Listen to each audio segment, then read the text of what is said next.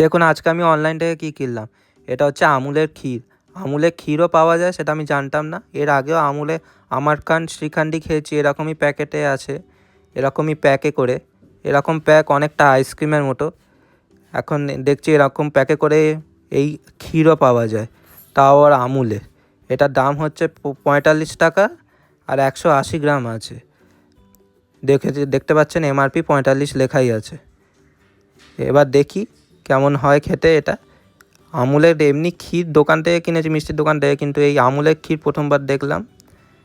দেখুন এরকম করে খুলতে হয়, আর দেখুন ভেতরে কি সুন্দর লাগছে দেখতে। ক্ষীরকে কি ইংলিশে কি বলে জানি না, হয়তো রাইস পুডিং হয়তো বলতে পারে।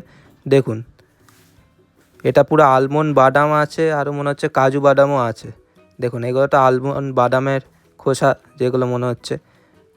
আর খেয়ে দেখলাম, টেস্ট করার পর মনে হলো যে পুরো একদম কাজু বাদামও আছে, একটুখানি চালও আছে, আর আলমন্ডসও আছে, আর কিশমিশ একটু কিছু টেস্ট পাচ্ছি। খেয়ে দেখলাম ভালোই টেস্ট, মিষ্টিও ঠিকঠাক আছে।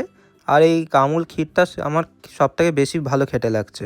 আমারকান্ড আর শ্রীখান্ডিও খেয়েছিলাম, সেগুলো ওই দইয়ের মতো, কিন্তু এই ক্ষীরটা খেতে খুব ভালো লাগছে। এগুলো দোকানের চেয়ে বেশি ভালো টেস্ট।